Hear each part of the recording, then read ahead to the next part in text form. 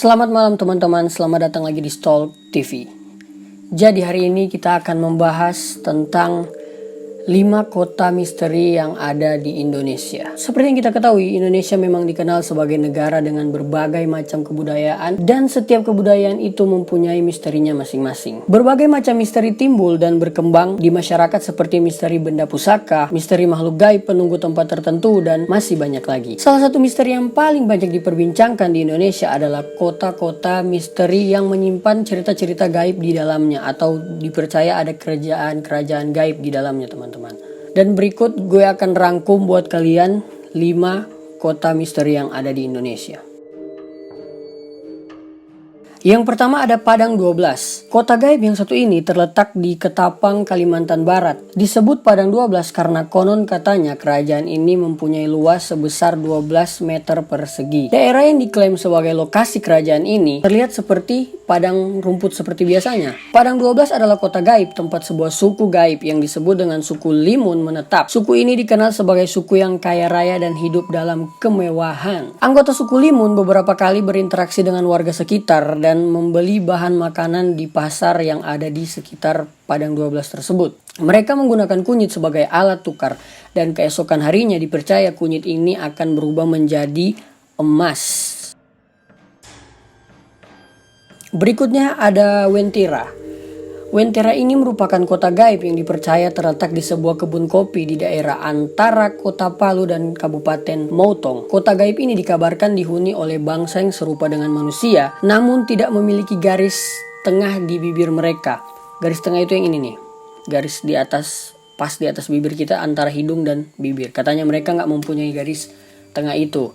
Itu yang membedakan suku Wentira dengan orang biasa. Kemudian kehidupan di Wentira pun dikabarkan sangat mewah dan megah dengan banyaknya gedung-gedung bertingkat dan dilapisi emas di sana. Jadi katanya tuh di Wentira ini gedung-gedung yang ada di sekitarnya itu semua dilapisi emas, gedung-gedung mewah bertingkat. Pokoknya orang-orang kaya yang ada di dalam situ. Salah satu warga yang bertempat tinggal di dekat tempat tersebut atau di dekat Tugu Wentira dikabarkan menghilang tanpa jejak karena menikah dengan seorang pemuda di Wentira. Katanya ini ada seorang perempuan yang tinggal di daerah sekitar Tugu Wentira itu, Tugu warna kuning itu. Katanya dia menghilang dan tidak pernah kembali lagi dan dipercaya bahwa dia itu telah dinikahi oleh seorang pemuda yang berasal dari Wentira atau suku Wentira. Terlebih lagi dipercaya ada 7 panglima perang di kota ini dengan jumlah pasukan yang sangat banyak yang bisa menutupi seluruh lautan Indonesia. Gitu teman. Jadi katanya mereka mempunyai pasukan perang yang sangat banyak sekali yang bisa menutupi seluruh Indonesia ini dengan pasukannya itu, teman-teman. Dan juga ada beberapa cerita masyarakat bahwa pernah ada orang yang tiba-tiba datang ke tempat situ membawa mobil yang katanya mobil ini sudah dilunasi. Dan menurut orang dari dealer ini, alamatnya itu ada di Wentira katanya, di tempat itu. Dan dia bertanya di sekitar situ dan orang-orang di situ pun menjawab, wah itu berarti orang Wentira yang memesannya. Dan karena dia tidak tahu harus bagaimana, dia pun membawa kembali mobil tersebut yang sudah dibayar lunas. Kembali lagi ya, itu rezeki dia mungkin ya. Seperti itu teman-teman. Kemudian berikutnya ada Saranjana. Kota gaib yang satu ini tidak disebutkan di mana letak persisnya. Jadi dia itu sampai sekarang belum ada yang bilang letak persisnya itu di sebelah mana. Masih banyak orang yang menerka-nerka di sebelah mana tempat pastinya kota gaib ini. Jadi masyarakat percaya bahwa kota gaib yang satu ini berada di Pulau Halimun di Kalimantan Selatan. Saranjana dipercaya sebagai kota dengan peradaban yang sangat maju dan dipenuhi oleh orang-orang dengan penampakan fisik yang sempurna gitu. Jadi katanya tuh Saranjana ini tempatnya itu adalah seperti masa depan. Semuanya sudah maju, sudah serba maju dan orang-orangnya di dalam pun cantik-cantik dan ganteng-ganteng katanya. Konon katanya kota Saranjana ini disebutkan penuh dengan gedung-gedung tinggi dan barang siapa yang masuk di kota ini atau masuk ke kota ini, dia tidak akan pernah bisa kembali lagi. Jadi kalau ada orang yang memang terpilih masuk di dalam kota Saranjana ini, dia nggak akan bisa kembali lagi ke dunia kita ini. Pada tahun 1845, kota ini sempat digambarkan keberadaannya lewat sebuah peta yang dibuat oleh Salomon Muller. Jadi ada sempat orang yang bisa menggambarkan atau dia menggambarkan gambaran dari kota Saranjana ini. Dan pernah ada ceritaannya di mana pemerintah di sekitar tempat tersebut dikirimkan alat-alat berat dari Jakarta dan alat ini sudah dibayar lunas semuanya. Pemerintah setempat menerima barang-barang kiriman dari Jakarta berupa alat-alat berat seperti traktor, pokoknya alat-alat berat lah untuk membangun gedung mungkin ya, membangun lah. Dan katanya barang-barang ini semua dipesan dan sudah dibayar lunas. Dan konon katanya dari masyarakat setempat itu yang memesan adalah orang-orang dari kota Saranjana. Yang keempat ada kota misterius Makam Kemangi. Kota gaib yang satu ini berada di kawasan Jalur Pantura, tepatnya di kota Kendal. Kota misterius ini konon terletak di sekitar kawasan yang disebut dengan Makam Kemangi. Banyak cerita menyeramkan yang beredar mengenai kota gaib tersebut, dan para warga pun sudah cukup familiar dengan kengerian kota gaib tersebut. Jadi orang-orang di sekitar itu sudah biasa dengan cerita-cerita gaib di daerah tersebut. Pernah dikabarkan ada seorang supir yang mengantarkan pasir ke daerah tersebut dan tidak bisa menemukan jalan keluar dari kawasan Makam Kemangi. Jadi dia katanya tuh ada yang sempat katanya ada seorang supir mengantarkan pasir ke daerah tersebut yang beralamatkan area tersebut. Dan ketika dia masuk ke area makam Kemangi, dia tidak bisa menemukan jalan keluar atau dia tersesat di daerah situ. Padahal kalau bisa dilihat sendiri, daerah situ itu nggak terlalu luas, masih cukup bisa untuk kalian hafal lah jalan keluar dan jalan masuk kalian yang kalian lewati gitu. Terus juga ada kisah seorang supir dealer mobil yang mengantarkan mobil pesanan dari orang yang telah meninggal sebelumnya, dan alamatnya ditujukan ke Makam Kemangi.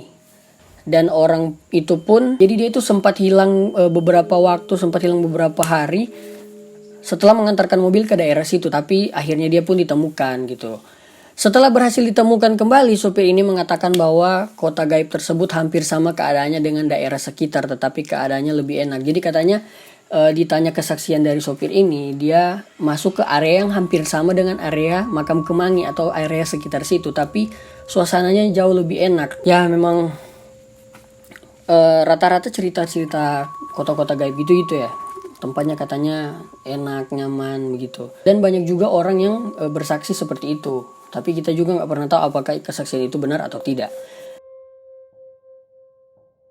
Yang terakhir adalah Kerajaan Laut Selatan atau biasa kita kenal dengan Pantai Selatan. Dan ketika berbicara tentang Pantai Selatan, pasti kita juga sudah tahu kisah di dalamnya. Apalagi yang paling terkenal itu adalah kisah Nyi Roro Kidul. Jadi kerajaan gaib yang satu ini mungkin menjadi kerajaan gaib yang paling banyak diperbincangkan oleh masyarakat.